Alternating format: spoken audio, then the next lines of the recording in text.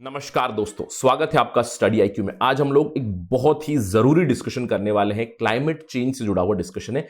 आप देख सकते हैं यहां पे article, adaptation and not mitigation should inform India's climate strategy. तो हम लोग बात करने वाले हैं कॉन्फ्रेंस ऑफ पार्टीज 26 के बारे में, जो नवंबर 2021 में शेड्यूल्ड है। यहां पे श्याम सरन लिखते हैं कि इंडिया को क्या करना चाहिए नेगोशिएशन टेबल पे। तो ये आर्टिकल बहुत जरूरी बनता है अगर आप कॉम्पिटिटिव एग्जाम की प्रिपरेशन कर रहे हैं, स्पेशली सिविल सर्विसेज की एग्जाम की तैयारी कर रहे हैं। तो this becomes a very important topic for GS3, जहां पे क्लाइमेट चेंज की बातें होती है। और from political science perspective also this becomes very important for you, क्योंकि श्याम सरन हमारे पुराने फॉर्मर सेक्रेटरी रह चुके हैं। इनफैक्ट वो अभी कंट्रीब्यूट करते हैं centre for policy research CPR के लिए। और अगर मैं कहूं श्याम सरन के बारे में, वो खुद फॉरेन सेक्रेटरी थे और उन्होंने बहुत ही क्लोजली ये क्लाइमेट नेगोशिएशंस देखी है। अगर मैं कह सकता हूं कि 2008-2009 के दौरान he was involved in the climate change negotiations. Copenhagen accord इन्होंने काफी क्लोजली देखा है। इन्होंने काफी क्लोजली देखा है कि कैसे इंडिया और China during 2008-2009 they had a very similar understanding over entire climate change discourse. लेकिन कोपेनहेगन अकॉर्ड के बाद कुछ और बदलाव आए हैं, तो जिसकी वजह से दूरियां बढ़ चुकी हैं। यानी कि अभी countries are taking individual stances. तो इसके ऊपर ये उनकी ऑब्जर्वेशन देखते हैं, उनकी सजेशन देखते हैं क्या है हमारे देश के लिए, क्योंकि नेगोशिएशन टेबल पे जब जाना है तो वहां पे we need a lot of ideas. We simply should not follow the western countries, right. तो चलिए बात करते हैं क्लाइमेट नेगोशिएशंस के बारे में, क्या सजेशन है, क्या प्रॉब्लम्स आने वाली है हमारे लिए, राइट।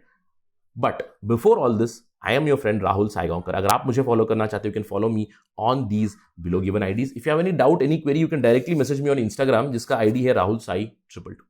इसके अलावा स्टडी आईक्यू आपके लिए गोल्डन अपॉर्चुनिटी लाया। अगर आप यूपीएससी सिविल सर्विसेज एग्जामिनेशन की प्रिपरेशन कर रहे हैं, जिसकी नोटिफिकेशन आ चुकी है, जून में एग्जाम है, तो हम आपके लिए लाए हैं स्मार्ट कोच, जिसमें प्रीलिम्स भी है और मेंस प्रोग्राम भी इंक्लूडेड है।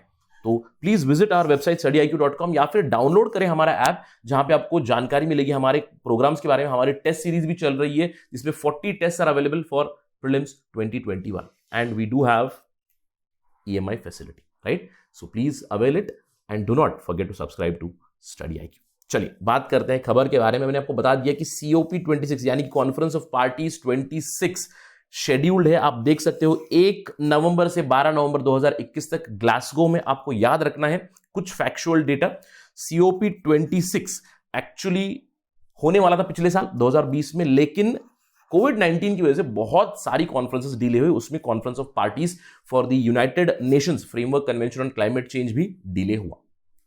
आपको याद रखना है कि ये जो COP26 हो रहा है, इसका पार्टनर है इटली। ऑल्दो ग्लासगो में हो रहा है। ग्लासगो कहां पे है? Glasgow is in United Kingdom, लेकिन partnership is also with Italy. तो आपको ये चीज याद रखनी। तो ये जो नेगोशिएशन आने वाली, उसके लिए हमें तैयार रहना चाहिए। देखिए क्यों ये COP26 इतना ज्यादा जरूरी होने वाला है, क्योंकि सबसे पहली चीज 5 साल हो चुके हैं। It's been 5 years since Paris climate agreement. और एक तो हम लोग डेवलपमेंट देखेंगे कि पिछले 5 साल में हम लोगों ने क्या किया, क्या अचीवमेंट्स है, क्या फेलियर्स है, क्या प्रॉब्लम्स भी रह चुके हैं, इसके ऊपर बात होगी। और ऑलरेडी ये बातें चल रही है कि this would be the first occasion जहां पे 2015 के बाद अभी देश अपने जो INDCs है, इंटेंडेड नेशनली डिटरमाइंड कमिटमेंट्स या फिर कॉन्ट्रीब्यूशंस है, उसको रैचेट अप करने वाले हैं। यानी कि हम लोग एक कोर्स करेक्शन करने वाले। एक सिंपल सी चीज है, 5 साल पीछे हम लोग देखेंगे कि हम लोगों ने ये प्रॉमिस किया था, क्या हम लोगों ने उस प्रॉमिस पे अब खरा उतरा है? क्या दूसरे देश, सभी देश जो भी उन्होंने कमिटमेंट दिए थे, क्या उस कमिटमेंट को पूरा किया है? क्या ये कमिटमेंट काफी है? देखिए अब सवाल ये उठता है कि 5 साल में करेक्शन क्यों चाहिए? 5 साल में नहीं, मैं कह सकता हूं कि 2015-16 से ही इतनी बड़ी बड़ी खबरें आ रही थी। बहुत सारे क्लाइमेट एक्सपर्ट्स ने ये ऑलरेडी कह दिया था कि पेरिस क्लाइमेट अग्रीमेंट एक बहुत ही अच्छी चीज है। It's a very good thing कि सारे देश अभी साथ में आए हैं, अंडरस्टैंडिंग है, उसकी रैटिफिकेशन भी हो चुकी है। लेकिन जो प्लेजेस हैं, जो नेशनली डिटरमाइंड कॉन्ट्रीब्यूशन या कमिटमेंट है, वो काफी नहीं है। 150 से भी ज्यादा देशों ने अपनी अपनी कमिटमेंट बनाई है, right. This was the Paris climate agreement कि फोर्स नहीं करेंगे, अपनी तरफ से कॉन्ट्रीब्यूशन करेंगे। लेकिन ये कॉन्ट्रीब्यूशन कम है। This was told way back in 2015-16 only.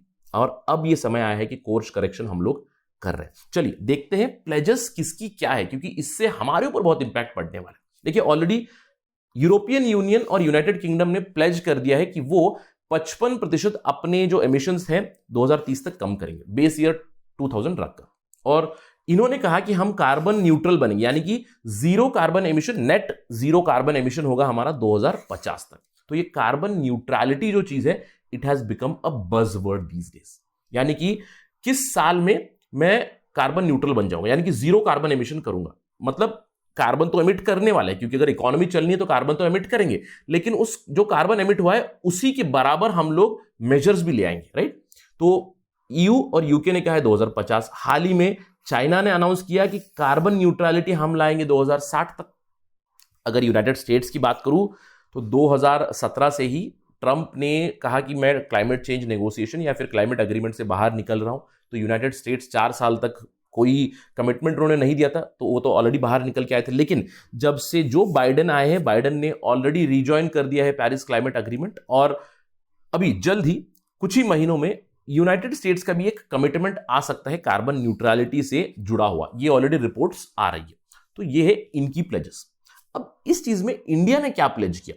सबसे पहले सवाल उठता है, क्या इंडिया ने कार्बन न्यूट्रलिटी का प्लेज दिया? नहीं। अगर हम लोग इंडिया की आईएनडीसी देखेंगे, इंडिया ने कहा कि हमारी एमिशन इंटेंसिटी कम करेंगे बाय 33 to 35% बाय 2030 लेवल। 2005 हमारा बेस ईयर रहेगा, राइट।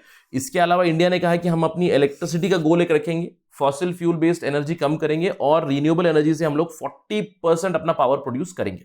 इसके अलावा इंडिया ने कहा कि हम अपनी फॉरेस्ट कार्बन सिंक बढ़ाएंगे, 2.5 to 3 billion tonne carbon dioxide absorb करने लायक हम एडिशनल फॉरेस्ट या फिर कार्बन सिंक बनाएंगे। इसके अलावा और भी बहुत सारी गोल्स है हमारी, जैसे कि अडेप्टेशन गोल है हमारा, फिनेंस गोल है हमारा, जहां पे हम लोग अडेप्टेशन करना चाहते हैं जो भी क्लाइमेट चेंज की वजह से प्रॉब्लम आ रही है इंडिया में, जैसे कि extreme droughts, extreme floods, erratic rainfall patterns etcetera. इससे हमारी एग्रीकल्चर पे जो इंपैक्ट होगा, वाटर रिसोर्सेज पे इंपैक्ट होगा, हिमालयन रीजन पे जो इंपैक्ट होगा, उससे अडेप्टेशन की मेजर्स लाएंगे और क्लाइमेट फाइनेंस के ऊपर भी बातें की थी, राइट। तो ये हमारा प्लेज था। लेकिन जैसे कि मैंने आपको कहा कि बज़वर्ड क्या चल रहा है, बज़वर्ड चल रहा है अभी कार्बन न्यूट्रलिटी। और सबसे बड़ा सवाल हमारे सामने है कि should India also declare some sort of carbon neutrality by 2050, 2060 और probably more than that also. लेकिन सवाल ये उठता है कि can we really afford it, can we really commit to it.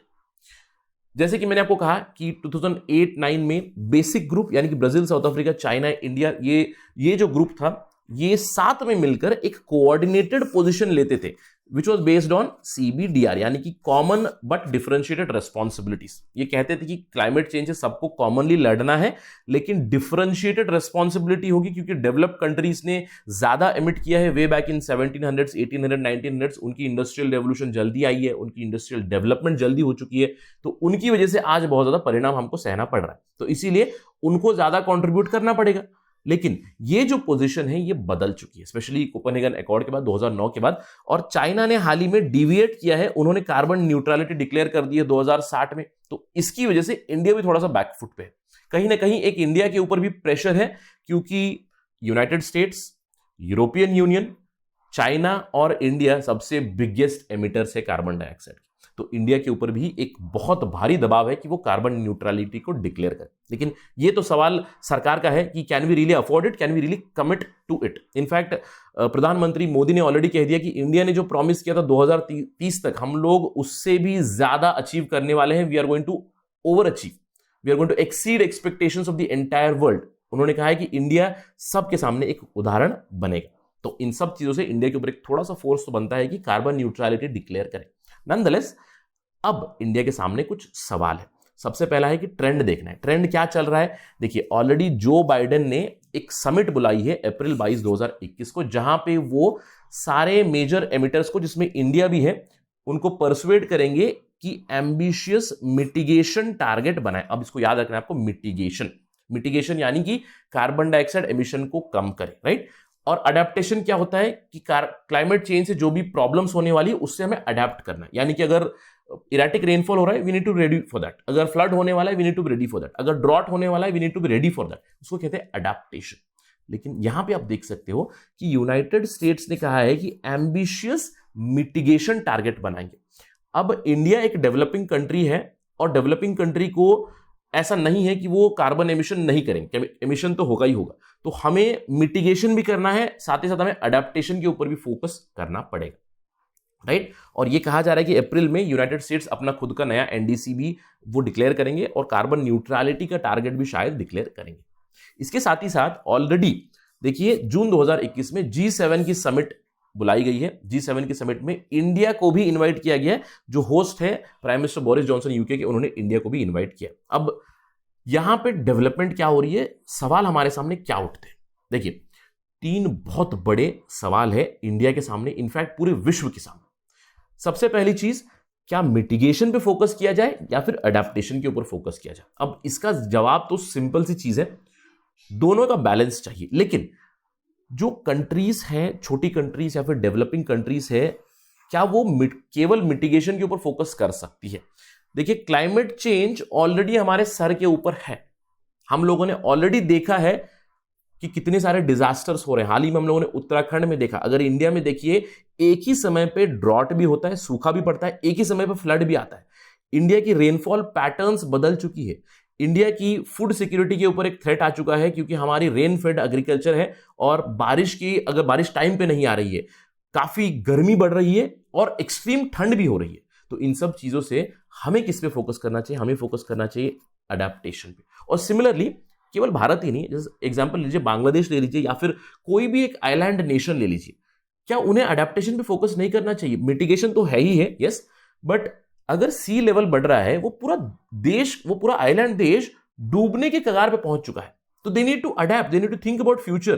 तो अडेप्टेशन के ऊपर फोकस होना चाहिए, मिटिगेशन, ये एक हमारे सामने सवाल है। और ऑलरेडी इसका आंसर मैं आपको शुरुआत में दे चुका हूं, श्याम सरन क्या कहते हैं। इसके अलावा क्लाइमेट चेंज की जो इशू है, उसे सिक्योरिटी इशू बनाने के लिए स्पेशली डेवलप्ड कंट्रीज पीछे लगी हुई, यानी कि क्लाइमेट चेंज अभी एक यूनाइटेड नेशन सिक्योरिटी काउंसिल का मैंडेट बने, इसके ऊपर डिस्कशन चल रही है। ऑल्दो रशिया इसके खिलाफ है, लेकिन इंडिया भी इसके खिलाफ है कि अगर यूनाइटेड नेशंस की सिक्योरिटी काउंसिल में क्लाइमेट चेंज एक सिक्योरिटी का एजेंडा बनेगा, सिक्योरिटी का एक पॉइंट बनेगा, तो इन लोगों के पास एक वीटो मिल जाएगा और ये काफी खतरनाक प्रेसिडेंट है, राइट।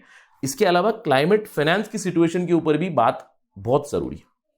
देखिए मैंने आपको बताया था CBDR, right, common but differentiated responsibility. इसके तहत जो डेवलप्ड कंट्रीज थे, उन्होंने कहा था कि हम गरीब देशों के लिए, डेवलपिंग कंट्रीज के लिए, LDCs के लिए, लीस्ट डेवलप्ड कंट्रीज के लिए $100 बिलियन एवरी ईयर देंगे as a climate mitigation and adaptation finance कर, राइट। 2020 से ये फंड शुरू होना था, लेकिन ये नहीं हुआ है। अभी भी ग्रेटेस्ट ऑफ द एस्टिमेट से भी अगर मैं बात करूं, तो ये फंड अभी पहुंचा है $79 बिलियन के आसपास। यानी कि जो डेवलप्ड कंट्रीज ने खुद प्रॉमिस किया है, खुद कमिट किया है, वही नहीं कर रहे हैं, वो पैसा नहीं दे रहे हैं। अगर पैसा नहीं आएगा तो कैसे होगा मिटिगेशन और अडेप्टेशन पूरे वर्ल्ड में? तो इन चीजों पे सवाल के जवाब दे देते हैं श्याम सरन सीधे सीधे। और मैंने आपको बताया कि श्याम सरन की वर्ड्स गोल्डन वर्ड्स क्यों बनेंगे, क्योंकि इसका ज्यादा इतना वजन क्यों बढ़ेगा, क्योंकि वो खुद भी क्लाइमेट चेंज नेगोशिएशंस के एक पार्ट रह चुके हैं ऑलमोस्ट एक डेकेड पहले। वो कहते हैं, वो इंडिया को सजेशन देते हैं कि जब आप जाएंगे नवंबर में, जब आप जाओगे कॉन्फ्रेंस ऑफ पार्टीज में, वहां पे आपको सपोर्ट करना चाहिए अडेप्टेशन ओवर मिटिगेशन।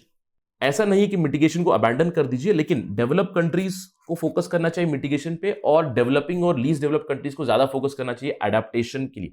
इसका जवाब मैंने आपको दे दिया है। क्यों? क्योंकि climate change is now inevitable.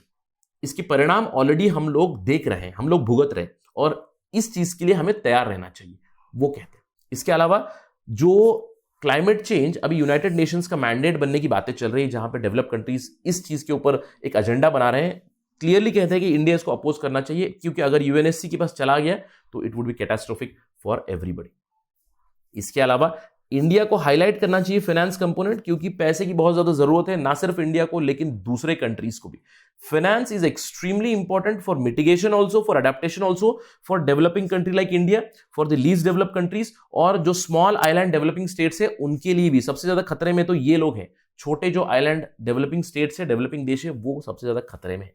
और सबसे बड़ा सजेशन देते हैं कि इंडिया को एक इंटेलेक्चुअल लीडरशिप प्रोवाइड करनी चाहिए at these climate change negotiations, क्योंकि इंडिया के पास काफी एक्सपीरियंस भी है और इंडिया डेवलपिंग स्टेट्स का एक लीडर भी रह चुका है, और ये लीडरशिप इंडिया को आगे ले जानी चाहिए। इंडिया को इन मुद्दों के ऊपर एक प्रिंसिपल स्टैंड लेकर इंटेलेक्चुअल लीडरशिप प्रोवाइड करने की बहुत ज्यादा जरूरत है, क्योंकि क्लाइमेट चेंज का जो डोमेन है काफी कॉम्प्लेक्स है, काफी टेक्निकल है, जहां पे जो लीस्ट डेवलप्ड कंट्रीज है, जो स्मॉल आइलैंड डेवलपिंग स्टेट्स है, स्मॉल आइलैंड लीस्ट डेवलप्ड देश है, उनको एक लीडरशिप की जरूरत है और वो इंडिया को प्रोवाइड करनी चाहिए। ये कहते हैं श्याम सरन।